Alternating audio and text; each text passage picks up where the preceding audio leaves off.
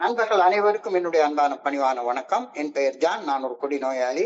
எல்லாம் வல்ல இறைவனோட அருளாலையும் தோழமையில இணைந்து செயல்படுவதால் நான் பெற்றுக்கொள்ளக்கூடிய அனுபவம் திரும்ப நம்பிக்கையாலையும் இன்னைக்கு ஒரே ஒரு நாள் நான் குடிக்கல, தெளிவா மன நிறைவா அமைதியா வாழ என்னாலான எல்லா முயற்சிகளையும் செய்து கொண்டிருக்கின்றேன். நண்பர் விமல்குமார் குறிப்பிட்டது போல கோயம்புத்தூர் ஒருங்கிணைப்பு மனசாட்சியின் தீர்மானத்தின் அடிப்படையில இரவு நாம 9:30 to 10 நடத்துற இந்த ஆன்லைன் மீட்டிங்ல ஒவ்வொரு நாளும் தினமும் 24 hours a day, 24 மணி துளிகள் ஒரு நாள் அப்படின்ற புத்தகத்துல இருந்து ஒவ்வொரு நாளும் ஒவ்வொரு பக்கமாக எடுத்து வாசிச்சு விளக்கம் பார்த்து கலந்தாய்ச்சி கூட்டத்தை நடத்தி கொண்டிருக்கின்றோம். அதன் தொடர்ச்சியாக இன்றைக்கு நாம வந்தடைந்திருக்கிற பக்கம் ஆகஸ்ட் மாதம் 17ஆம் நாள். இந்த ஆகஸ்ட் மாதம் 17ஆம் நாளுக்கான சிந்தனையை முதல்ல வாசிச்சு அதோடைய விளக்கத்தை பார்த்து அதோடைய கலந்தாய்வு செய்து இந்த கூட்டத்தை நாம நிறைவு செய்து கொள்வோம். இந்த ஆகஸ்ட் 17 சிந்தனையை வாசிப்பதற்கு நண்பர் விமல்குமார் அவர்களை அன்போட பணியோடு அழைக்கிறேன். விமல்குமார், ஆகஸ்ட் 17. தேங்க்யூ. ஆகஸ்ட் 17. 24 மணி துளிகள் ஒரு நாள். ஆகஸ்ட் 17. தோழமையின் இன்றைய சிந்தனை. தன்னை நாஸ்திகன் என்றோ சந்தேகம் கொண்டவன் என்றோ உணரும் ஒரு மனிதனுக்கு ஆன்மீக அனுபவம் என்பது சாத்தியமற்றதாக தோன்றுகின்றது. அதே வகை வாழ்வை தொடர்ந்து வாழ்வதும் அழிவில் முடிவுறும் என்பதும் தெளிவாக தெரிகின்றது. நோயால் செத்து அழிவதும் ஆன்மீக அடிப்படையில் பரிமிதமாக வாழ்வதும் நாம் சுலபமாக தேர்ந்தெடுக்க வல்ல காரியங்கள் அல்ல. ஆனால் வாழ்வதற்கான ஒரு ஆன்மீக அடிப்படையை நாம் கண்டுகொண்டாக வேண்டும். இல்லையே நாம் அழிந்து விடுவோம். சக்தியின்மையே நம் பிரச்சனை. வாழ்வதற்கு ஒரு ஆதார சக்தியை நாம் கண்டுகொண்டாக வேண்டும். அது நம்மை விட உயர்ந்த ஒரு சக்தியாக இருந்தாக வேண்டும். நான் வாழ்வதற்கு ஆதாரமானது ஒரு உயர்ந்த சக்தியை கண்டுகொண்டு விட்டேனா? இன்றைக்கான தியானம். சூரிய ஒளி இயற்கையின் புன்னகை ஆகும். இருளில் இருந்து வெளிவந்து சூரிய ஒளியில் நான் வாழ வேண்டும். சிறந்த உடலுக்கு இயற்கை ஆபத்து மருத்துவராகும். சூரிய ஒளியும் காற்றும் மிக சிறந்த மருத்துவர்கள். அவை என்னுள் வர நான் வழிவிட வேண்டும். என் முழு வாழ்வும் இறையர் பேராற்றலால் போகப்பட நான் இடம் அளித்தாக வேண்டும். நம்பிக்கை என்பது இறையர் பேராற்றல் நம் ஆன்மாவின் மூலம் இந்த உடலில் சுவாசிக்கும் உண்மையை ஏற்றுக்கொள்வதாகும். இந்த சுவாசம் மனிதர்களை மகிழ்வாக வைத்துக் கொள்கின்றது. இறையர் பேராற்றல் மனித மனங்களை குணப்படுத்தி ஆற்றுகின்றது. இறையர் பேராற்றல் நம்மில் இருந்தால் எல்லாம் நலமாக அமையும். இன்றைக்கான பிரார்த்தனை. இறையர் பேராற்றல் என்னுள் சூரிய ஒளியில் நான் வாழ வேண்டும் என்பதற்காக வேண்டுகின்றேன். என் உடலும் மனமும் அதன் மூலம் சக்தியூட்டப்பட வேண்டும் எனவும் பணிவுடன் வேண்டுகின்றேன். நன்றி சார். நன்றி விமல்குமார். நண்பர்கள் அனைவருக்கும் மீண்டும் ஒரு முறை என்னுடைய அன்பான பணிவான வணக்கங்களை தெரிவித்துக் கொள்றேன். என் பெயர் ஜான். நான் ஒரு குடி நோயாளி. எல்லாம் உள்ள இறைவனோட அருளாலையும் தோழமையில இணைந்து செயல்படுவதால் நான் கற்றுக்கொள்ளக்கூடிய அனுபவம் திரும்ப நம்பிக்கையாலையும் இன்னைக்கு ஒரே ஒரு நாள் நான் குடிக்கல, தெளிவா மன நிறைவா அமைதியா வாழ என்னாலான எல்லா முயற்சிகளையும் செய்து கொண்டிருக்கேன். நான் குடிச்சு கொண்டிருந்த காலங்கள்லயும் தோழமையில வந்து இணைந்த அந்த ஆரம்ப காலங்கள்லயும் நான் என்னைய ஒரு பகுத்தறிவு கொண்டு செயல்படுபவன் அப்படின்னு நான் அப்படிதான் நினைச்சிட்டு இருந்தேன். சதா சர்வ காலமும் இறை மறுப்பாளனாக பேசி தெரிஞ்சுக்கிட்டே இருப்பேன். எப்ப பார்த்தாலும் இன்னைக்கு எங்க அம்மா எல்லாம் ஒரு ஆர்த்தடாக்ஸ் ரிலிஜியஸ் ஃபேமிலியில பிறந்தவங்க. காலையில 4:30 மணிக்கு கிளம்பிடுவாங்க. 5 மணிக்கு கோயில்ல சர்வீஸ் எடுக்கிற 4:30 மணிக்கு மணி அடிக்கும். ஆலய மணின்னு சொல்லுவாங்க. இந்த பிரம்ம முகூர்த்தத்துல ஆலய மணி அடிச்சு எல்லாத்தையும் எழுப்பி விட்டுருவாங்க. இந்த ஆலய மணி அடிச்ச உடனே எழும்பிடுவாங்க. எழும்பின உடனே படன்னு குளிச்சுட்டு அவங்களுடைய காலை கடன்கள்லாம் முடிச்சுட்டு ஒரு சுத்தமான ஒரு புடவை எடுத்து கட்டிக்கிட்டு எங்க வீட்டுல இருந்து கோயிலுக்கு ஒரு 200 மீட்டர் தூரம் தான் இருக்கும். கடன்னு 4:50 மணி அடிச்சுதானா 4:55 2வது மணி அடிக்கும். 5 மணிக்கு 3வது மணி அடிச்சு 5 to 5:30 கோயில்ல ஒரு பூஜை நடக்கும். அந்த பூஜையை முடிச்சுட்டு வந்துதான் வீட்டுல சமையலுக்கு அடுப்பு பத்த வைக்கவே செய்வாங்க. ஆனா நான் எப்படி இருந்தேன் அப்படி சொன்னா, சதா சர்வ காலமும் எங்க அம்மா கும்பிடுற கடவுளே கிடையாது அப்படின்னு இறை மறுப்பாளனாக பேசிக்கொண்டு திரிந்து கொண்டிருந்தேன். ஒரு கேள்வி அடிக்கடி நான் எல்லாத்தையும் கேட்பேன். அது எவ்வளவு ஞான சூன்யங்கிறது இப்ப புரியுது. கடவுள் மனுஷனை படைச்சானா, மனுஷன் கடவுளை படைச்சானா அப்படின்னு ஒரு கேள்வியை கேட்பேன். எல்லாரும் கடவுள் தான் மனுஷனை படைச்சான்னு சொல்லிட்டு இருக்காங்க. நான் என்ன சொல்லுவேன், மனுஷன் தான் கடவுளை படைச்சான் பாரு.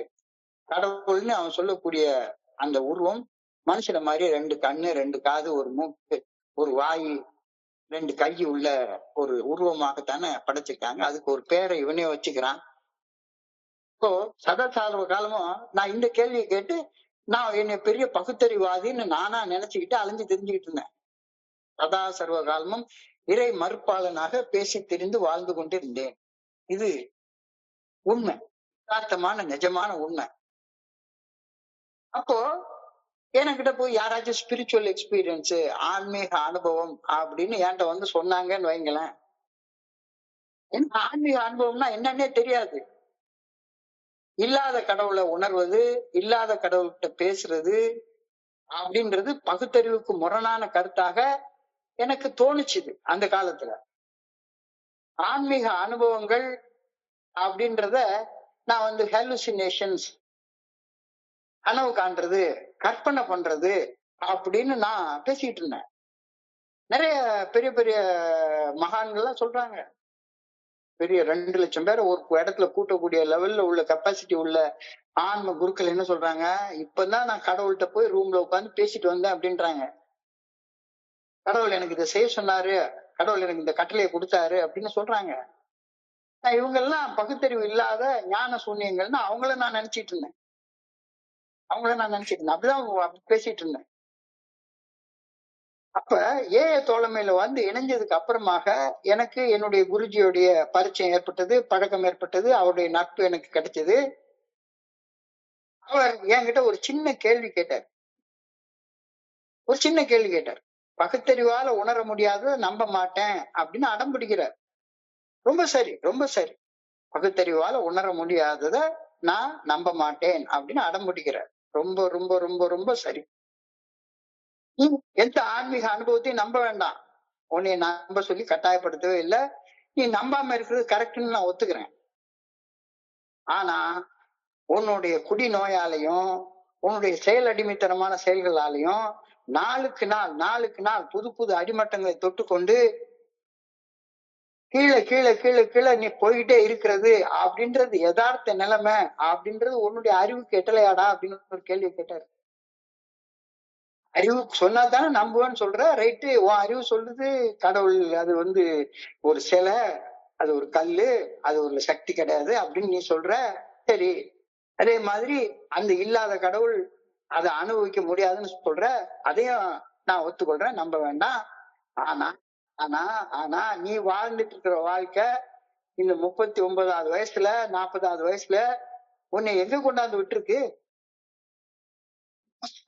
ஒரு நிலைமையில கொண்டாந்து விட்டுருக்குல்ல. உன்னுடைய குடியாலையும் உன்னுடைய செயல் அடிமைத்தனமான செயல்களாலையும் நாளுக்கு நாள் ஒவ்வொரு நாளும் புது புது அடிமட்டங்களை தொட்டு தொட்டு தொட்டு ஒரு கேவலமான வாழ்க்கையை வாழ்ந்துட்டு இருக்க அப்படின்றது யதார்த்தமான உண்மை. இதுவும் அறிவுக்கு எட்டலையாடா? பகுத்தறிவாதின்னு பேசிட்டு அலையிறிய நீ. சித்தம்போக்கு செவம்போக்குன்னு வாழ்ற வாழ்க்கை உன்னைய நடு தெருல கொண்டாந்து விட்டுருக்குன்றது புரியலையா? குப்பமேட்டுல யாருமே இல்லாத ஒரு தனிமை நிலையில கொண்டாந்து விட்டுருக்குன்றது புரியலையா? அதுவும் அறிவுக்கு தெரியலையா அப்படின்னு சொல்லி ஒரு பலார்னு கன்னத்துல அடிச்ச மாதிரி ஒரு கேள்வியை கேட்கிறாரு. தெரியலையா? அறிவு கொண்டுதான் பேசுறேன் அப்படின்னு சொல்லி சொல்றிய. உன் அறிவுக்கு வாழ்க்கையில சதா சர்வ காலமும் டெய்லி அடிமட்டத்துக்கு மேல அடிமட்டம் இருக்கிற நிலைமையில இருந்து கீழே கீழே இறங்கிட்டே இருக்கிறன்ற உண்மை உன் அறிவுக்கு எட்டலையா? இப்போ கண்ணால பாக்குறத கண்ணால பாக்காதத நம்ப வேண்டாம், அத நம்ப சொல்லவே இல்லை. ஆனா நடக்கப்படுற யதார்த்தத்துல வலிக்கு மேல வலி, துன்பத்துக்கு மேல துன்பம், துயரத்துக்கு மேல துயரம், வேதனைக்கு மேல வேதனை, இதை அனுபவிச்சுட்டு இருக்கிற உண்மை யதார்த்தமான உண்மைதானடா. இத நம்ப மாட்டேன்னு அடம் முடிகிறது என்ன கஷ்டம், என்ன நியாயம்? வலிக்குது, வேதனை அனுபவிக்கிறேன் அப்படின்றத ஏற்றுக்கொள்ள மாட்டேன், உண்மையை நான் ஏற்றுக்கொள்ள மாட்டேன், நான் ஒன்னும் கஷ்டப்படல அப்படின்னு போய் சொல்லிட்டு அலையிறது உனக்கு எந்த விதத்துல உதவ போகுது? உண்மையை மறுப்பதுனால கஷ்டப்பட போறது கடவுள் இல்ல, நீதான் கஷ்டப்பட போற அப்படின்னு சொல்லி சொன்னாரு. எனக்கு என்ன பதில் சொல்றதுன்னே தெரியல, என்ன பதில் சொல்றதுலே தெரியல. கடவுள் இல்ல அப்படின்னு மறுக்கிறது சரி, கண்ணால பாக்காத கடவுளை நான் நம்ப மாட்டேன்னு சொல்றேன், ஒத்துக்கொள்றேன்ப்பா. ஆனா கண்ணால பாக்குறல்ல, நாளுக்கு நாள் கீழே கீழே கீழே கீழே போயிட்டே இருக்கிற, எப்படா சாவு வரும் அப்படின்னு எதிர்பார்த்து வாழ்ந்துட்டே இருக்கிற. ஆனா வேஷத்துக்கு மேல வேஷம் போட்டு நடிச்சுக்கிட்டே உட்கார்ந்து இருக்கிறிய, எவ்வளவு நாளைக்கு இப்படி நடிச்சிட்டு இருக்க போற? செத்துருவடா, செத்துருவடா. நீ நடிக்கிறதுனால, உண்மையை மறுக்கிறதுனால கஷ்டப்பட போறது கடவுள் இல்லடா, நீதான் கஷ்டப்பட போற அப்படின்னு சொல்லி சொன்னதுதான் எனக்கு பளிச்சுன்னு ஒரு விஷயம் புரிய ஆரம்பிச்சது. அதுதான் இன்னைக்கு சிந்தனையுடைய முதல் வார்த்தைகளாக எழுதப்பட்டிருக்கிறது. சிந்தனையுடைய முதல் வார்த்தையாக எழுதப்பட்டிருக்கிறது. To the one who feels he's an atheist or agnostic, a spiritual experience seems impossible, but to continue as he is means disaster. அதாவது என்னுடைய யதார்த்த நிலைய விலக்கி தெளிவா தோலுரிச்சு காட்டக்கூடிய வார்த்தை. To the one who feels he is an atheist or agnostic, a spiritual experience is impossible. ஒரு நாஸ்திகனுக்கோ அல்லது ஞான சூன்யத்துக்கோ, பகுத்தறிவாதி என்று சொல்லிட்டு அலைகிற அந்த ஞான சூன்யத்துக்கோ ஒரு ஆன்மீக அனுபவம் என்பது சாத்தியமற்றது.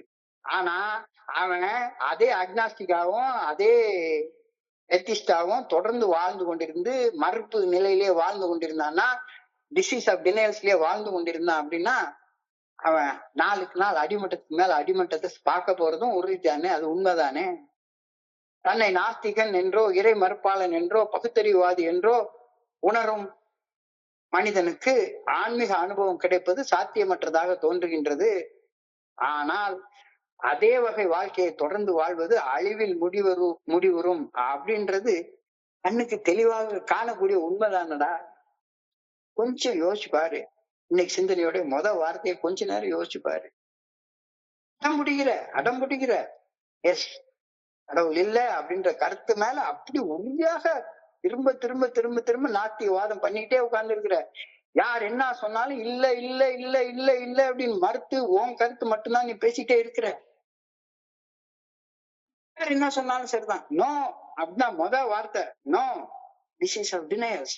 ஆனா இப்படி இந்த டிசீஸ் ஆஃப் டினையல்ஸ் நீ வாழ்றதுனால ஒரு நாளும் புது புது அடிமட்டத்துக்கு மேல அடிமட்டத்தை சந்திச்சுக்கிட்டு இருக்கேன்றது உனக்கு புரியலையா? அதுதான் இன்னைக்கு கேக்குறாங்க. To the one who feels he is an atheist or an agnostic, a spiritual experience seems impossible, but continue as he is means disaster. தன்னை நாஸ்திகன் என்றோ, இறை மறுப்பாளன் என்றோ, பகுத்தறிவாதி என்றோ உணர் மனிதனுக்கு ஆன்மீக அனுபவம் கிடைப்பது சாத்தியமற்றதாக தோன்றுகின்றது. ஆனால் அதே வகை வாழ்க்கையை தொடர்ந்து வாழ்வது அழிவில் கொண்டு போய் உன விட்டுரும் அப்படின்றதும் தெளிவா தெரியுற யதார்த்தமான நிலைமை தானே. கொஞ்சம் ஆழமா யோசிச்சு பாருப்பா அப்படின்னு இன்னைக்கு நம்மள கேக்குறாங்க. இறை மறுப்பாளனாகவும் பகுத்தறிவாதியாகவும் இருந்த எனக்கு பாரம்பரிய மதங்கள் கூறும் கடவுளை ஏற்றுக்கொள்வது சிரமமாக இருந்தது. பாரம்பரிய மதங்கள் சொல்லக்கூடிய கடவுளை ஏற்றுக்கொள்றது சிரமமாக இருக்கிறது. ஆனால் தோழமை பரிந்துரைக்கக்கூடிய 12 படிகள் அடங்கிய மீட்படையும் செயல் திட்டம் மதங்கள் கூறும் எந்த ஒரு பெயரையோ எந்த ஒரு வடிவத்தையோ கடவுளாக ஏற்றுக்கொள்ள சொல்லி என்னை வற்புறுத்தவே இல்லையே. இந்த மதம் சொல்லக்கூடிய கடவுளை நீ ஏற்றுக்கொள்ளணும், கடவுளுக்கு இதுதான் பேர்னு நீ ஏற்றுக்கொள்ளணும், கடவுளுடைய வணங்குற முறை இதுதான் ஏற்றுக்கொள்ளணும் அப்படிலாம் சொல்லவே இல்லையே. இல்லையா? எனக்கு அந்த மாதிரி ஏற்றுக்கொள்ற சிரமம் தான் இருந்துச்சு. எங்க அம்மா கும்பிட்ட கடவுள்னு ஏற்றுக்கொள்ள எனக்கு சிரமமா இருந்துச்சு. கடவுளுக்கு இது ஒண்ணுதான் பேரு, கடவுளுக்கு இது ஒண்ணுதான் வடிவம் அப்படின்னு ஏற்றுக்கொள்வது சிரமமாக இருந்தது.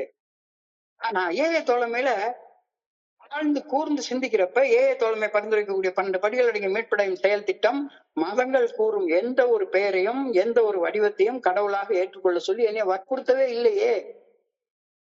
கடவுளை நீ வச்சுக்கோ, அதுக்கு பேர் வச்சுக்கோ, வடிவம் வச்சுக்கோ, அது உன்னுடைய தனிப்பட்ட இது, நீ புரிந்து கொள்ளக்கூடிய இறைவன்.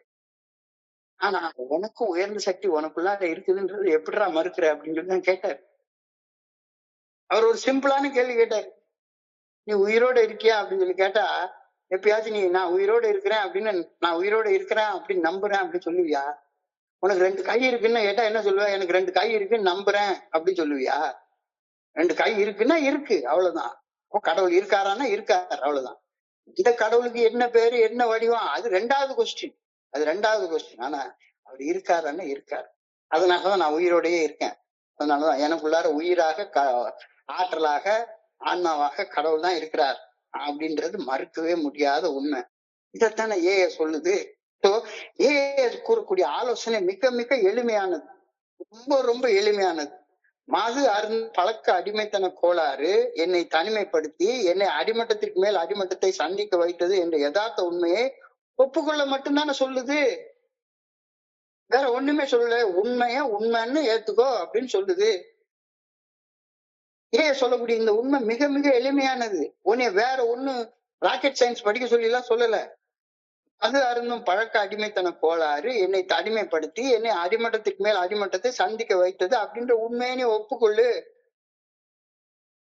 உண்மையை ஒப்புக்கொள்வதற்கு படிப்பு எதுக்கு? பிக் புக்கை படிச்சதுக்கு அப்புறம் தான் உண்மையை ஒப்புக்கொள்வேன்னா நீ என்னைக்கு ஒப்புக்கொள்ள போற?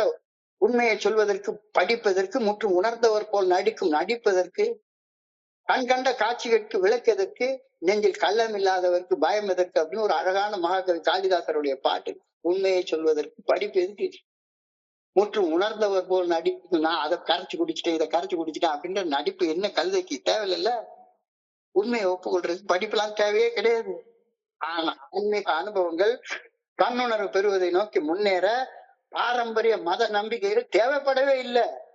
பாரம்பரிய மத நம்பிக்கைகள் தேவைப்படவே இல்லை அப்படின்னு ஏஎஸ் ஃபெலோஷிப் எனக்கு வற்புறுத்தி சொல்லுது. ஆன்மீக அனுபவம் பெறுவது, தன்னுணர்வு பெறுவது, எனக்குள்ளார கடவுள் என்னை இயக்கி கொண்டிருக்கின்றார் அப்படின்ற மறை உண்மையை உணர்வது, இதை நோக்கி முன்னேறுவதற்கு பாரம்பரிய மதங்கள் சொல்லக்கூடிய கடவுளுடைய பெயரையும் வடிவத்தையும் நாமத்தையும் ஒப்புக்கொள்ளணும்ன்ற தேவையே கிடையாது. அப்படியே தொலைமை எனக்கு வலியுறுத்தி சொல்லுது. அன்னைய கடவுளை நீ புரிஞ்சுக்கோ. இதுதான் கடவுள், கடவுளுக்கு இதுதான் பேரு, இதுதான் வடிவம், இதுதான் நாமம் அப்படின்னு ஃபெலோஷிப் சொல்லவே இல்லை. வலியுறுத்தி சொல்லுது இந்த கருத்தை.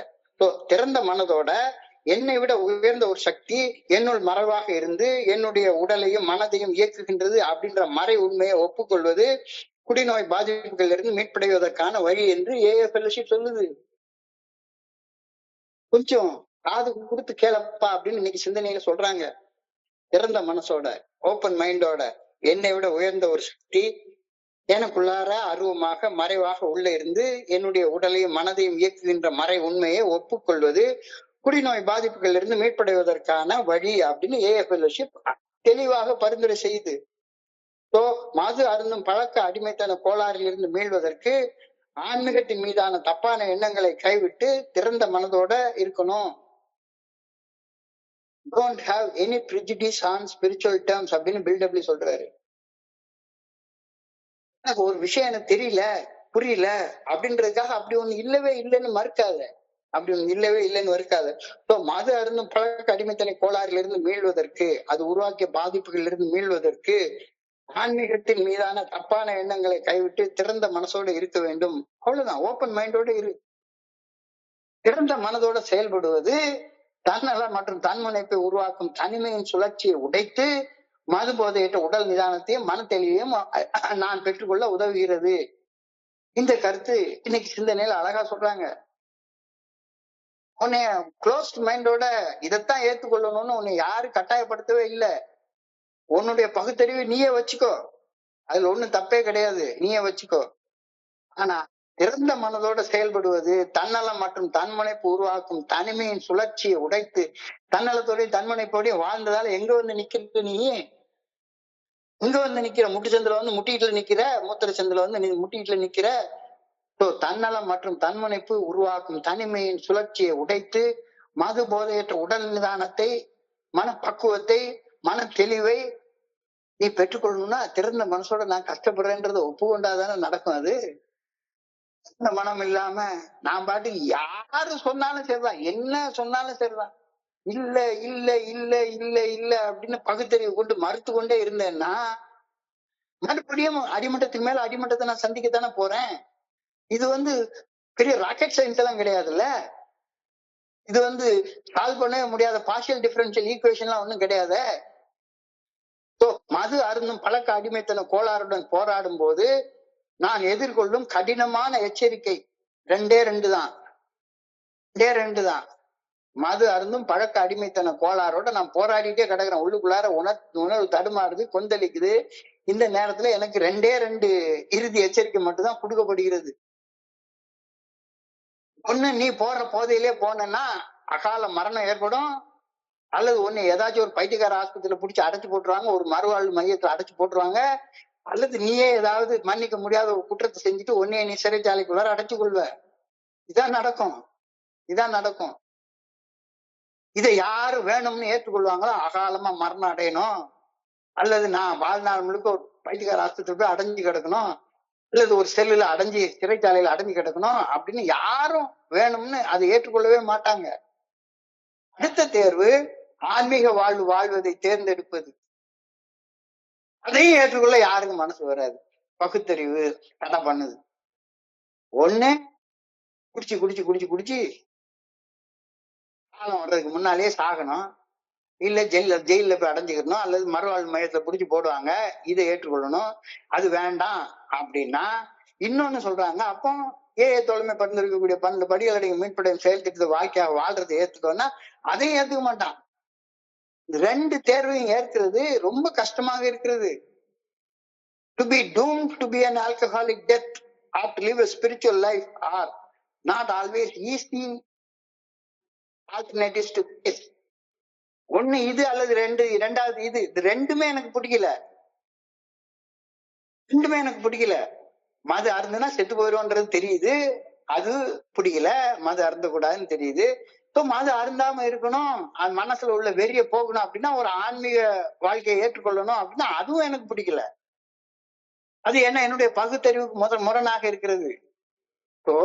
ஒரு ஆன்மீக அடிப்படையை தேர்ந்தெடுப்பதற்கு பாரம்பரிய மதம் அவசியமே இல்லை. அப்போ நான் என்ன நினைச்சுக்கிறேன், மதத்தையும் ஆன்மீகத்தையும் போட்டு குழப்புன்னு குழப்பிக்கிட்டு ஆன்மீகம் தான் மதம் தான் ஆன்மீகம்னு குழப்புன்னு குழப்பிட்டு இருக்கிறேன். ஒரு ஆன்மீக அடிப்படையை தேர்ந்தெடுப்பதற்கு பாரம்பரிய மதம் அவசியமே இல்லை. மாறாக ஒரு ஆழமான புதிய சிந்தனை முறையை ஏற்றுக்கொள்வது, தன்னலத்தையும் தன்முனைப்பையும் கைவிடுவது, என்னை விட உயர்ந்த சக்தியாம் இறையர் பேராற்றின் நல்ல ஒழுங்கான வழிகாட்டுதலை தேர்ந்தெடுப்பது, அதனை சார்ந்து வாழ்வது, இதுதான் ஆன்மீக அடிப்படைன்னு ஃபெலோஷிப் சொல்லுது. கொஞ்சம் ஆழமாக கொஞ்ச நேரம் யோசிச்சு பாருங்க. இன்னைக்கு சிந்தனைன்னு பாக்குறதுக்கு நம்ம ரொம்ப எளிமையாக நமக்கு ஸ்பூன் ஃபீடிங் மாதிரி கொடுக்குறாங்க.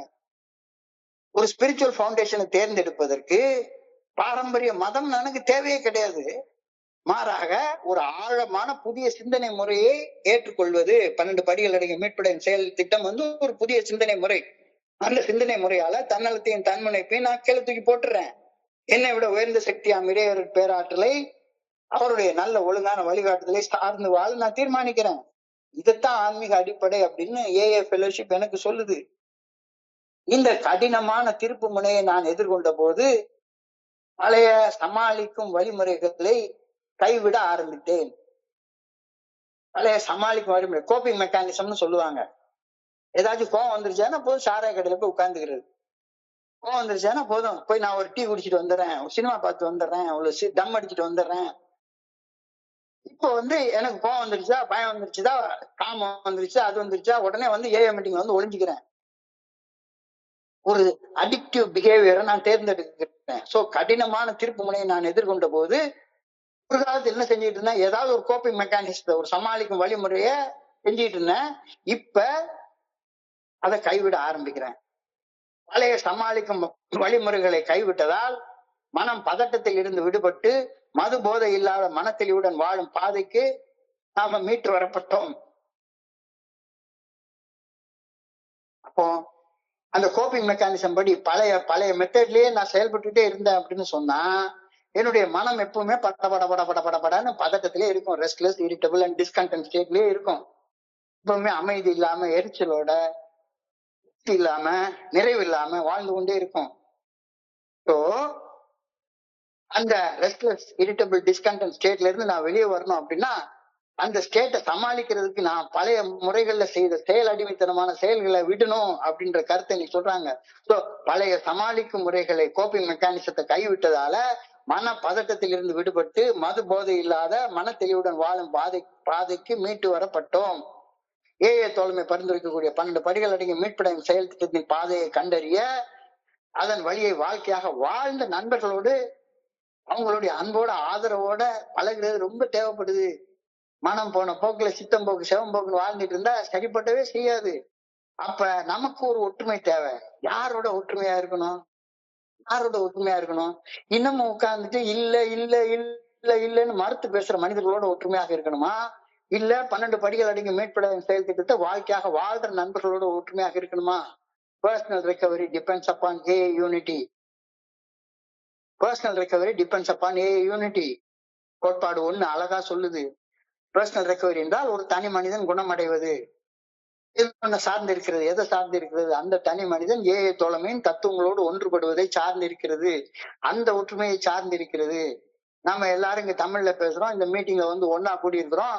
இந்த ஒற்றுமையை சார்ந்து கிடையவே கிடையாது. எவன் ஏஏ தோழமை பரிந்துரைக்கக்கூடிய 12 படிகள் அடங்கிய மீட்படையும் செயல் திட்டத்தை வாழ்க்கையாக வாழ ஒத்துக்க மாட்டான்னா அவங்க கூட ஒற்றுமையாக இருக்காத. ஒற்றுமையாக இருந்தேன்னா நீயும் உட்கார்ந்து குழிக்குள்ளார விழ ஆரம்பிச்சிருவ.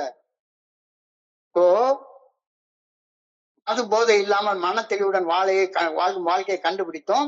ஏஏ தோழமை பரிந்துரைக்கும் 12 படிகள் அடங்கிய மீட்படையும் செயல் திட்டத்தின் பாதையை கண்டறிய அந்த வழியை வாழ்க்கையாக வாழ்ந்த நண்பர்களுடைய ஸ்பான்சர்ஷிப் எனக்கு தேவைப்படுது. தனியாக செய்ய முடியாது. ஏன்னா நேற்றுக்கு பார்த்த மாதிரி அறிவாற்றலால என்னால ஒண்ணுமே செய்ய முடியாது. ஏன்னா என்னுடைய அறிவு தான் கோளாறாகி போய் கிடக்குதே. மனோதினம் தான் இல்லாம இருக்குதே. இல்லாத வில் பவர் வச்சு என்ன செய்யறது? ரெண்டுல ஒண்ணு நாம தேர்வு செய்ய வேண்டும். ஒன்று அகால மரணத்துக்கு இட்டு செல்லும் அழிவு பாதையை தேர்ந்தெடுக்கணும். இல்லைன்னா வாழ்வாங்கு வாழும் வாழ்வுக்கு இட்டு செல்லும் அந்த ஏஏ தோழமை பரிந்துரைக்கக்கூடிய இந்த 12 படிகள் அடங்கிய மீட்படையும் செயல் திட்டத்தின் பாதையை தேர்ந்தெடுக்கணும். ரெண்டுல ஒரு பாதை தான். 2 பாதையிலையும் பயணிக்க முடியாது. 2 பாதையிலும் பயணிக்க முடியாது. இந்த 2 வழிகள்ல எந்த வழியில பயணிச்சு முன்னேறுவது அப்படின்ற இருமன தன்மைதான் பெரிய குழப்பமாக இருக்கிறது. இன்னைக்கு பெரிய பெரிய 42 வருஷம் சோபர்னு சொல்லிட்டு அலையிறவங்க அத்தனை பேரும் இந்த வழியில பயணிக்கிற டைலமால இன்னமும் வாழ்ந்துட்டு இருக்கிறத என்னால பார்க்க முடியுது. அப்ப அவங்க கூட போய் சேராத. அவங்க கூட போய் சேரவே சேராத. அது ஃபெல்லோஷிப்பே கிடையாது. அவங்க ஃபெல்லோஷிப்னு சொல்ற மாதிரி நரகத்துக்கு எடுத்துட்டு போன ஒரு பாதையில உன்னைய கொண்டு போறாங்க. வேண்டாம். இரண்டில் ஒன்றை நாம் தேர்வு செய்தாக வேண்டும். ஒன்று அகால மரணத்துக்கு இட்டு செல்லக்கூடிய அழிவு பாதை, மற்றொன்று வாழ்வாங்கு வாழும் வாழ்வுக்கு இட்டு செல்லக்கூடிய பாதை. இந்த 2 வழிகளில் எந்த வழிகளில் முன்னேறுவது அப்படின்ற இருமன தன்மைதான் பெரிய குழப்பத்தை உண்டாக்குது.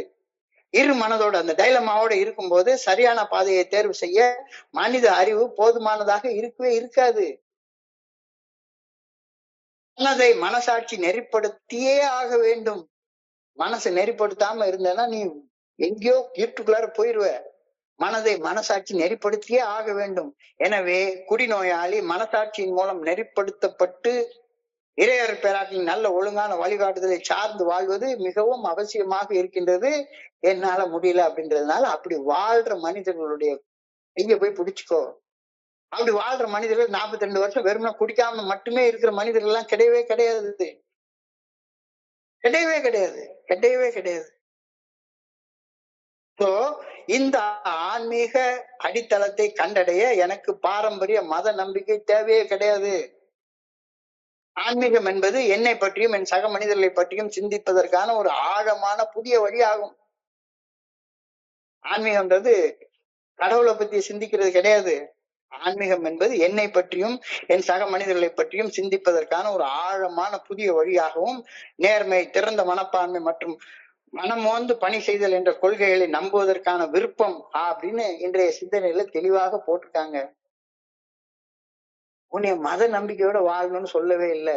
ஆன்மீக வாழ்க்கை வாழணும்னு சொல்றாங்க. ஆன்மீக வாழ்க்கைன்னா கடவுளை உன் பக்கத்துல இருக்க மனுஷன் மூலமாக பாரு. தெய்வம் மனுஷ ரூபையானா பக்கத்துல இருக்க மனுஷன் மூலமாக கடவுளை பார்க்க கத்துக்கோ. தெளிவாக இன்னைக்கு கடவுளை நம்புவதற்கான விருப்பம் இன்றைய சிந்தனையில் குறிப்பிடப்பட்டுள்ளது. ஆன்மீக ஆற்றல் நான் தன்னுணரை நோக்கி முன்னேறி செல்வதற்கான வலிமை எனக்கு கொடுக்கும். ஒரு காலத்துல எனக்கு இது தெரியவே தெரியாது. So we have to face the fact that we must find a spiritual basis of life or else we'll be doomed. Lack of power, that is our dilemma. இதை விட என்ன சிந்தனை கொடுக்க முடியும்? We have to face the fact that we must find a spiritual basis. ஒண்ணு ஆன்மீக அடிப்படையிலான ஒரு வாழ்க்கையை தேர்ந்தெடுக்கணும். இல்லாட்டி போனா அகால மரணத்தையும் வைதிகர் ஆஸ்பத்திரியும் சிறைச்சாலையும் தேர்ந்தெடுக்கணும். இது ரெண்டு எதை தேர்ந்தெடுக்கிறதுன்னு ஒரு குழப்பம் தான் இங்க பிரச்சனை. Lack of power is our dilemma. என்னோட உயர்ந்த சக்தியை கண்டறிவது, நான் தன்னலத்துடனும் தன்முனைப்புடனும் செயல்படுவதிலிருந்து விலகி என்னுடைய வாழ்க்கையை இறைவனுடைய நல்ல ஒழுங்கான வழிகாட்டுதலின் பாதையில் நிலைத்து வாழ்வதற்கு வழிவகுத்தாக வேண்டும். இல்லைன்னா உனக்கு விடுவே கிடையாதுப்பா. ஒரு செயல் அடிமையா நீ செத்தே போயிடுவ. சோ இறையர் பேராருடைய சித்தம் என்பது தனி மனித சித்தத்தை சிதைப்பது அல்ல. உனக்குன்னு ஒரு ஆசை வச்சு கூடாது, உனக்குன்னு பொருள் சேர்த்து வச்சு கூடாது, அப்படிலாம் சொல்லவே இல்லை. இறை சித்தம் என்பது தனி மனித சித்தத்தை சிதைப்பது அல்ல, மாறாக மனோதிடம் போதுமானதாக இல்லாத போது நம்பகமான நல்ல ஒழுங்கான வழிகாட்டுதலை ஆதாரமாக கொண்டு தனி மனித சித்தத்தை சரியாக நெறிப்படுத்துவதுதான் இறை சித்தத்தின் நோக்கமாக. உன்னுடைய சித்தத்தை சரியாக அறம் செய்ய விரும்புவதற்கு கொண்டு வர்றதுதான் இறைவனுடைய சித்தமாக இருக்கின்றது. உன் சித்தத்தை செதைச்சு போடணும்னு சொல்லவே இல்லை. உன் சித்தம் கோளாறு பிடிச்சதா இருக்குது, ஒன்னே அதை மூத்திரச்சந்திர கொண்டாந்து விட்டுருச்சுது. அதை சரிப்படுத்தணும் அப்படின்றதான் இறைவனுடைய சித்தமே ஒழிஞ்சு இறைவனுக்குன்னு தனியா ஒரு சித்தம்லாம் ஒண்ணும் கிடையாது. இப்போ இறை சித்தம் என்பது தனி மனித சித்தத்தை சிதைப்பது அல்ல, மாறாக மனோதிடம் போதுமானதாக இல்லாத போது நம்பகமான நல்ல ஒழுங்கான வழிகாட்டுதலை ஆதாரமாக கொண்டு தனி மனித சித்தத்தை சரியாக நெறிப்படுத்துவதே இறை சித்தத்தின் நோக்கமாகும். இதை விட எப்படி சொல்ல முடியும்? இதற்கு மதங்கள் கூறும் இறைவனின் நாமத்தின் மீது வடிவத்தின் மீது நம்பிக்கை தேவையே கிடையாது. நம்பிக்கை தேவையே கிடையாது. We have to find a power by which we can live, and it has to be a power greater than ourselves. என்னுடைய அறிவின் சக்தியை விட, என்னுடைய மனோதிடத்தை விட, மன உறுதியை விட, ஏன்னா எனக்கு அது இல்லாம இருக்கு. அதை விட ஒரு உயர்ந்த சக்தியை நான் கண்டுபிடிச்சே ஆகணும். Have I found that power by which I can live? வாழ்வதற்கு தேவையான அந்த ஆதார சக்தியை நான் கண்டுபிடிச்சிட்டேனா? நான் வாழ்வதற்கு ஆதாரமானது ஒரு உயர்ந்த சக்தியை நான் கண்டுகொண்டு விட்டேனா? இல்ல, இன்னும் கண்டுபிடிக்கல. நான் எனக்கு இன்னும் டைலமாவா தான் இருக்கு. இருமனத்தன்மையோட தான் வாழ்ந்து கொண்டிருக்கிறேன். இந்த மீட்டிங் போலாமா, அந்த மீட்டிங் போலாமா, யார ஸ்பான்சரா எடுக்கலாம், எதை படிக்கலாம், இல்ல எந்த தியானத்தில் போய் உட்கார்ந்து எவனுடைய உதவியை கேட்கலாம். எனக்கு உள்ளார இருக்கிறத விட்டு இருக்கும் இடத்தை விட்டு இல்லாத இடம் தேடி எங்கெங்கோ அலைகின்ற ஞான தங்கமே, ஏது மரியாதைனா ஏண்டா இருக்கிற? Have I found a power by which I can live? நான் வாழ்வதற்கு ஆதாரமானது ஒரு உயர்ந்த சக்தியை கண்டு கொண்டு விட்டேனா? அப்படி இல்லைன்னா இன்னைக்கு தியானத்துக்கு கடந்து போ.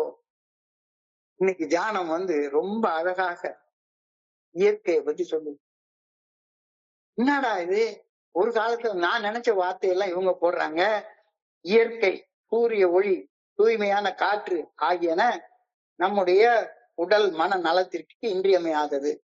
என்னடா இது, கடவுளை பத்தி சொல்லு அப்படின்னு சொன்னா இயற்கை, சூரிய ஒளி, தூய்மையான காற்று ஆகியன எனது உடல் மன நலத்திற்கு மிகவும் அவசியமானதுன்னு சொல்றாங்க.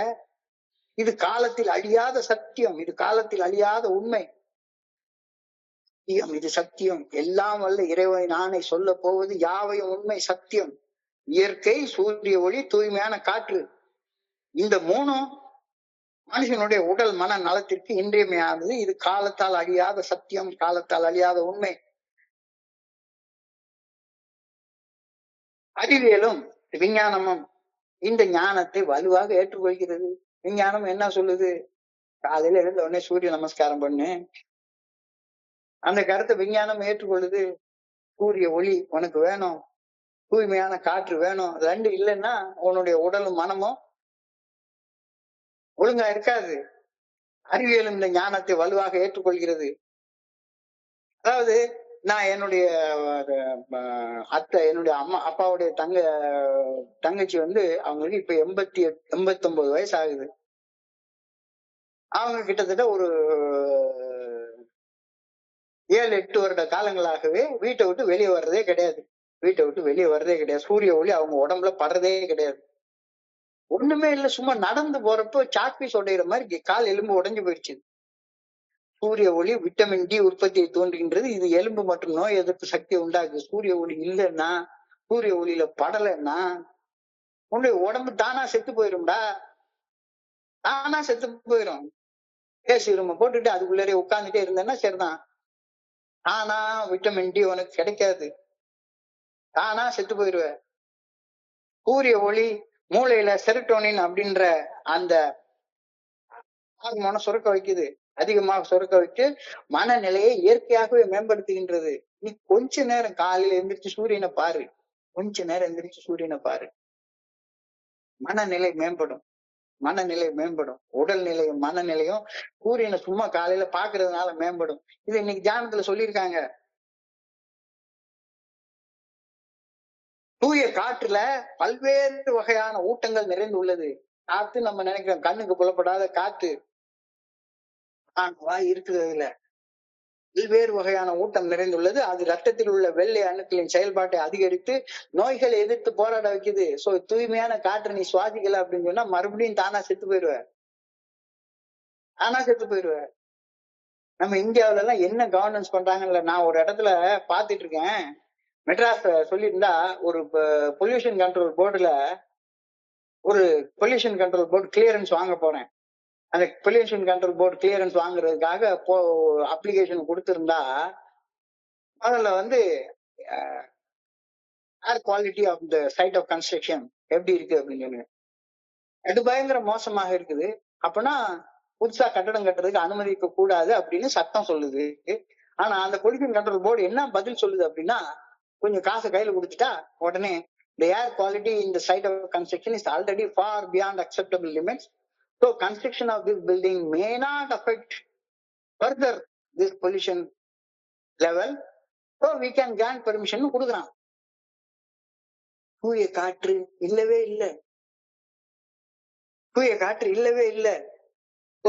தூய காற்றுல பல்வேறு வகையான ஊட்டம் உள்ளது. அது ரத்தத்தில் உள்ள வெள்ளை அணுக்களின் செயல்பாட்டை அதிகரிக்க வைத்து நோய்களை எதிர்த்து போராட வைக்குது. தூய காற்று மன அழுத்தத்துக்கு நிவாரணமாக அமைகின்றது. ஒண்ணுமில்ல, ஒரு ஒரு மரத்தடியில போய் ஒரே ஒரு டீ குடிச்சிட்டு வா, ஒரே ஒரு இளநீ சாப்பிட்டு வா, ஒரே ஒரு இளநீ சாப்பிட்டு வா, ஒரு போதும். தென்னை மரத்தடி நிழல்ல போய் உட்கார்ந்து ஒரே ஒரு இளநீ சாப்பிட்டு வா, தூய காற்று நீ சுவாசி, உன்னுடைய மன அழுத்தம் தானா குறைஞ்சு போயிடும். பசுமையான இடங்களில் நேரம் செலவிடுவது படபடுக்கும் இதய துடிப்பை சீர்படுத்துகின்றது. பிளட் பிரஷர் பயங்கரமா கூடி இருக்குது அப்படின்னு சொன்னா சரிதான், உடனே 10 மாத்திரை எடுத்து உள்ள போடுறதுக்கு பதிலாக ஒரு ஆலமரத்துக்கு அடியில போய் ஒரு 10 நிமிஷம் உட்கார்ந்துட்டு வாயேன், தசை இறுக்கம் தளர்த்தப்படுகிறது அப்படின்னு விஞ்ஞானம் டாக்டர் சொல்றாரு. தசை இறுக்கம் தளர்த்தப்படுகிறது. ஏன் உட்கார்ந்து மாத்திரையா சாப்பிட்டுட்டே உட்கார்ந்துருக்க? பசுமையான இடங்களில் நேரம் செலவிடுவது படபடக்கும் இதய துடிப்பை சீர்படுத்துகின்றது, தசை இறுக்கத்தை சரிப்படுத்துகின்றது. சூரிய ஒளி என் உடலில் உள்ள அந்த கிளாக்னு சொல்லுவாங்க, என்னுடைய உடல்ல உள்ள கடிகாரத்தை நிலை நிறுத்தி நான் விரைவாக தூங்குவதற்கு எனக்கு வழி செய்கின்றது. காலையில சீக்கிரம் முழிக்கிறதுக்கு எனக்கு வழி செய்கின்றது. எப்பவுமே அந்த காலத்துல பாத்தீங்கன்னா சரிதான், 4 மணிக்கு எழும்பிடுவாங்க. என்னுடைய தாத்தாலாம் அப்படிதான் 4:30 மணிக்கு எழும்பிடுவாங்க. எழும்பின உடனே போய் உட்கார்ந்து எல்லா இடத்துலயும், அந்த காலத்துல 6 முழுக்க தண்ணி ஓடிட்டே இருந்தது. அந்த காலத்துல ஆத்துல போய் உட்கார்ந்து படபடக்க, வெயில் காலத்துல கூட ஆத்து தண்ணி குளிர்ச்சியா தான் இருக்கும். முங்கி குளிச்சுட்டு வந்தா குளித்தல் என்பது அழுத்தி போக்குறது இல்ல. குளித்தல் என்பது குளிர்வித்தல் உடம்ப பாடி டெம்பரேச்சரை நேச்சுரல் டெம்பரேச்சருக்கு கொண்டு வர்றது. குளிச்ச உடனேயே உடம்பு முழுக்க விபூதியை பூசிக்கணும், இல்லாட்டி போனா தலையில நீர் போட்டுக்கும். காலையில 4:30 மணிக்கு எழும்பி குளிச்சாதானே விபூதி பூசணும். காலையில 10:30 மணிக்கு எழும்பி வெந்நி போட்டு குளிச்சுட்டு கண்ணாடியை பார்த்து விபூதியை பூசிக்கிற என்ன பிரயோஜனம் அது? சூரிய ஒளி என்னுடைய உடலில் உள்ள கடிகாரத்தை நிலைநிறுத்தி நான் விரைவாக தூங்குவதற்கும், சூரியன் அஸ்தமிச்ச உடனே என்ன வேலை சாப்பிட்டு படுத்து தூங்கிடு, சூரியன் உதிக்கிறதுக்கு முன்னால முழிச்சிடு. இதுதானே ஆரோக்கியமா வாழ்றதுக்கான வழி. நான் என்னுடைய உடலிலோ மனதிலோ சோர்வாக உணர்ந்தால் இயற்கை எனது பாரம்பரிய நவீன அன்றாட வாழ்வினை ஒரு பகுதியாக இணைத்துக் கொள்ள வேண்டும். இயற்கையோட சேர்ந்து இருக்க பாரு. காலையில 10 நிமிஷம் மூச்சு இழுத்து விடு. பசுமையான இடங்கள்ல போய் கொஞ்ச நேரம் சிறிய இடைவேளை எடுத்துக்கோ. கொஞ்ச நேரம் எடுத்துக்கோ. போய் உட்காந்து 11 மணிக்கு தலைக்கு மேல வெயில் அடிக்கிற நேரத்துக்கு போய் உட்காந்து ஒரு டீயை குடிக்கிறதுக்கு பதிலாக ஒரு ஆலமரத்துக்கு அடியில போய் உட்காந்து ஒரே ஒரு இளநீ சாப்பிட்டு வாயேன். தொழில்நுட்பம் இல்லாத நடைபயணம் அப்படின்னு இன்னைக்கு கருத்துல சொல்லியிருக்காங்க. தொழில்நுட்பம் இல்லாத நடைபயணம். செல்போன் எடுத்து பார்த்துட்டே நடக்காது, அது நடக்காம இருக்கிறது எவ்வளவு better. Sunshine is laughter of life. இது இன்னைக்கு தியானத்துடைய முதல் வரி. Sunshine is laughter of your life. Live out in the sunshine. Live out in the sunshine. The sun and air are good medicines. Nature is God. Nature is a good nurse. Nature is a good nurse for tired bodies. அதாவது இவ்வளவு நாள் கடவுள் கடவுள் கடவுள்னு சொல்லிட்டு இருந்தாரு, இந்த இடத்துல என்ன கம்யூனிஸ்ட் மாதிரி இதை பேசுறாருன்னா, கடவுளுக்கும் சயின்ஸுக்கும் பெரிய வித்தியாசம்லாம் ஒண்ணும் கிடையாது. Sunshine is laughter of life. Live out in the sunshine. The sun and air are good medicines. Nature is a good nurse for tired bodies. Nature is a good nurse for tired bodies. இறையர் பேராட்டி நல்ல ஒழுங்கான வழிகாட்டுதல் உடம்பில் உள்ள ஒவ்வொரு செல்லிலும் ஊடுருவி இருப்பதை நான் உணர வேண்டும். Let nature have its way within me. Let my whole life be wrapped in divine spirit. என் வாழ்க்கை முழுவதும் இறையர் பேராட்டின் அருளால சூழப்பட்டு இருப்பதை நான் உணர்ந்து வாழ வேண்டும். இன்னையா ஏஐல இதெல்லாம் சொல்லிட்டு இருக்காங்க அப்படின்னா, இன்னைக்கு தியானத்துல எழுதி வச்சிருக்காங்க, அதனால நான் படிக்கிறேன்.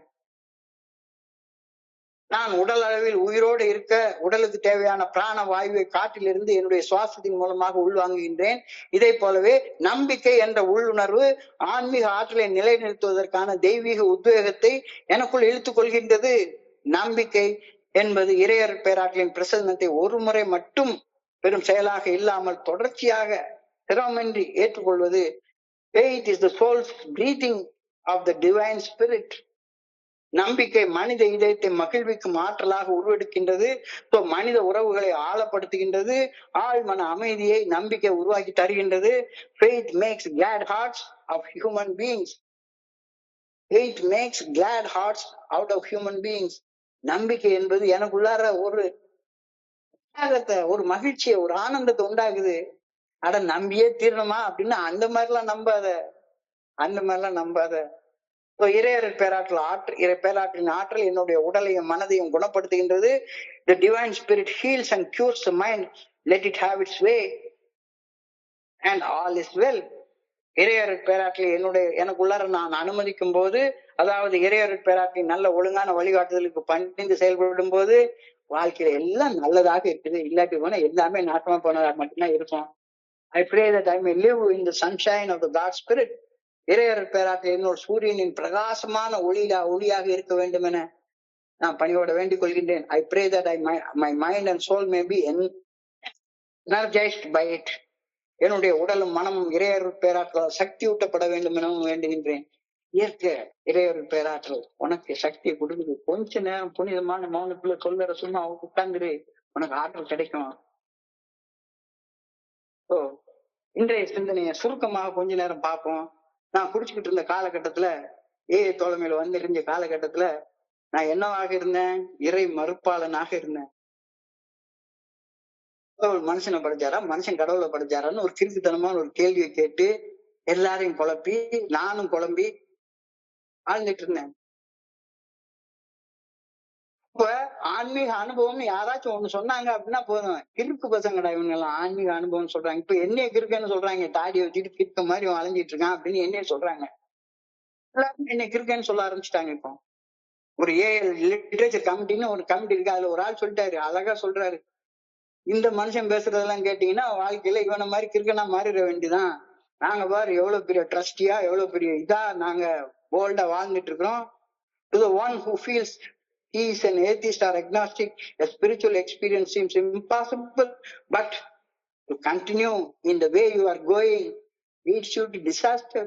என்னுடைய குருஜி அதான் கேட்டாரு, கண்ணால காணாத நம்ப மாட்டேன் சொல்றப்பா, உன்னை நான் ஒத்துக்கொள்றேன். ஆனா நீ வாழ்ந்துட்டு இருக்க இதே வழியில போனேன்னா கிறுக்க மாதிரில நீ போயிடுவ. So to continue as you go means disaster. தன்னை நாஸ்திகன் என்றோ இறை மறுப்பாளன் என்றோ பகுத்தறிவாதி என்றோ உணரும் மனிதனுக்கு ஆன்மீக அனுபவம் கிடைப்பது சாத்தியமற்றதாக தோன்றுகின்றது. ஆனால் அதே வகை வாழ்க்கையை தொடர்ந்து வாழ்ந்தால் இது எங்க கொண்டு விடும்? உன்னை அகால மரணத்துக்கு கொண்டே விடும், அல்லது பைத்தியக்கார ஆஸ்பத்திரி கொண்டே விடும், அல்லது சிறைத்து காலையில கொண்டே விட்டுரும். ஏஏ தோழமை கூறக்கூடிய ஆலோசனை மிக மிக எளிமையானது. மது அருந்தும் பழக்க அடிமைத்தனம் கோளாறு என்னை தனிமைப்படுத்தி என்னை அடிமட்டத்துக்கு மேல அடிமட்டத்தை போக வைக்குது அப்படின்ற யதார்த்தமான எண்ணெய் ஒப்புக்கொள்ள மட்டும்தானே சொல்லுது. ஆன்மீக அனுபவங்கள் தன்னுணர்வு பெறுவதை நோக்கி முன்னேறுவதற்கு இந்த அட்மிட்டன்ஸ், இந்த ஒப்புக்கொள்ளுதல் ரொம்ப ரொம்ப அவசியமானது தானே. கடவுளை நம்ப வேண்டாம். நான் வாழ்ந்த வாழ்க்கையை நீ இந்த இடத்துக்கு கொண்டாந்து விட்டுருக்கு அப்படின்றத நம்பித்தானே ஆகணும். To be doomed to an alcoholic death or to live a spiritual life. இது ரெண்டு தான் டைலமா. எனக்கு ரெண்டுமே பிடிக்க மாட்டேங்குது.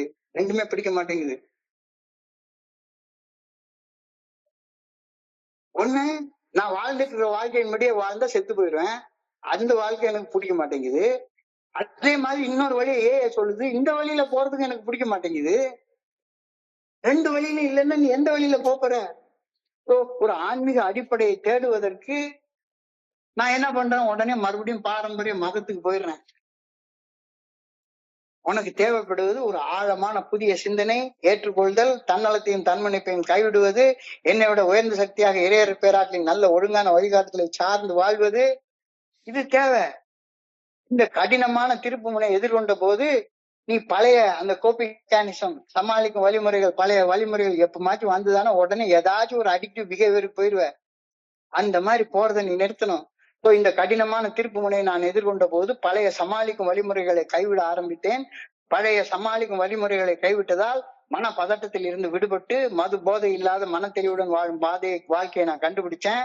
ஏஏ தோழமை பரிந்துரைக்கக்கூடிய இந்த 12 படிகளுடைய மீட்புடைய செயல் திட்டத்தின் பாதையை கண்டறிய எனக்கு அறிவு மட்டும் பத்தாது, அந்த பாதையில வாழ்ந்த ஒரு மனிதனுடைய ஸ்பான்சர்ஷிப் எனக்கு தேவை அப்படின்றாரு. அந்த வழியை வாழ்க்கையாக வாழ்ந்த நண்பர்கள். Personal recovery depends upon AA unity. AA தோழமையின் வழிமுறைகளை வாழ்க்கையாக வாழ்ந்த ஒரு நண்பரோட ஒற்றுமையாக இருக்கிறது தனி மனிதன் குணமடைவதற்கு மிகவும் தேவைப்படுகிறது அப்படின்ற கருத்து.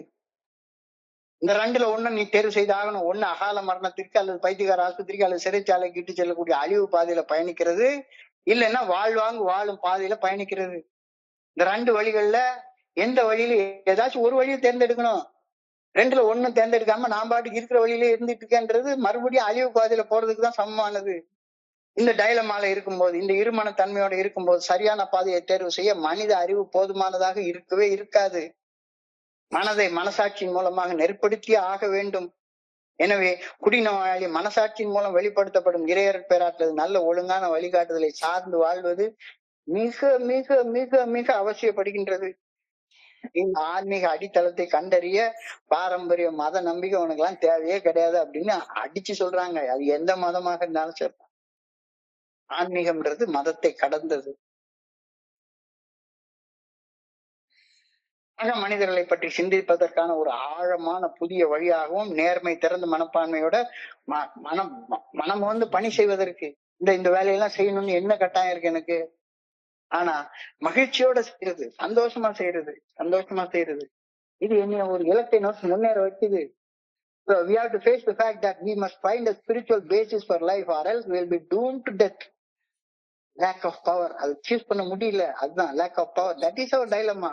என்னோட உயர்ந்த சக்தியை கண்டறிவது, நான் தன்னலத்துடனும் தன்மனைப்புடனும் செயல்படுவதிலிருந்து விலகி என்னுடைய வாழ்க்கையை நல்ல ஒழுங்கான வழிகாட்டுதலின் பாதையை நிலைத்து வாழ வைக்குது. இந்த ஏஏ ஃபெல்லோஷிப் அதைத்தான் சொல்லிக்கிட்டே இருக்குது, திரும்ப திரும்ப சொல்லுது. இதற்கு மதங்கள் கூறும் இறைவனின் நாமத்தின் மீதும் வடிவத்தின் மீதும் நம்பிக்கை தேவையே கிடையாது. இறைவனுடைய நல்ல ஒழுங்கான வழிகாட்டுதல் மீது நம்பிக்கை வேணும். We have to find a power by which we can live or else we will die, and that power has to be a power greater than ourselves. என்னுடைய மனித மூளையை நெறிப்படுத்த அளவுக்கு சக்தி வாய்ந்த ஒரு பவர் தேவை. Have I found that power by which I can live? நான் வாழ்வதற்கு ஆதாரமான ஒரு உயர்ந்த சக்தியை கொண்டு விட்டேனா? இல்ல அப்படின்னா தியானத்துக்கு போ. இயற்கை, சூரிய ஒளி, தூய்மையான காற்று எனது உடல் மற்றும் மன நலத்திற்கு இன்றியமையானது. இது காலத்தில் அழியாத சத்தியம், உண்மை. சூரிய ஒளி வேணும். இந்த சூரிய ஒளி உடல் நலத்துக்கு ரொம்ப முக்கியமானது. சூரிய ஒளி உன்னுடைய மூளையில செரட்டோனின் அப்படின்ற அந்த ஹார்மோனை சுரக்க வைத்து உன்னுடைய மனநிலையை இயற்கையாகவே மேம்படுத்துகின்றது. தூய்மையான காற்று பல்வேறு வகையான ஊட்டங்களை உள்கொண்டதாக இருக்கின்றது. அது ரத்தத்தில் உள்ள வெள்ளை அணுக்களின் செயல்பாட்டை அதிகரித்து நோய்களை எதிர்த்து போராடக்கூடிய அந்த இம்யூன் பவர் இன்க்ரீஸ் பண்ணுது. மன அழுத்தத்திற்கான நிவாரணமாக இருக்குது. என்னடா இது ஏல இதெல்லாம் சொல்லிட்டு இருக்காங்களே அப்படின்னா இன்னைக்கு தியானத்துல சொல்லியிருக்காங்க. அதனால சொல்றேன் மன அழுத்தம் இருந்த நேரத்துல உட்காந்து 11 மணிக்கு 12 மணிக்கு உச்சி வெயில் இருக்கிற நேரத்துல போய் ஒரு கடையில உட்காந்து வெயில இருந்து டீ குடிக்கிறதுக்கு பதிலாக ஒரு சின்ன நிழல்ல போய் உட்காந்து ஒரு மரத்தடி நிழல்ல நின்று ஒரு இளநிய ஒரு 10 நிமிஷம் குடிச்சு பாரு, மன அழுத்தம் தானாக போயிடும். சூரிய ஒளி என்னுடைய உடல்ல உள்ள கடிகாரத்தை நிலைநிறுத்தி நான் விரைவாக தூங்குவதற்கும் இயற்கையோட சேர்ந்து முழிச்சு நல்ல ஆரோக்கியத்தோட வாழ்றதுக்கும் வழி செய்யுது. எனது உடலிலோ மனதிலோ சோர்வாக உணர்ந்தால் இயற்கையை என்னுடைய பாரம்பரிய நவீன அன்றாட வாழ்க்கையின் ஒரு பகுதியாக இணைத்து கொண்டால் சரியாயிரும். ஒவ்வொரு நாளும் காலையில சூரியனை ஒரு தடவை கண் எடுத்து பாரு, சூரிய நமஸ்காரம் பண்ணு. பசுமையான இடங்கள்ல கொஞ்ச நேரம் போய் நில்லு.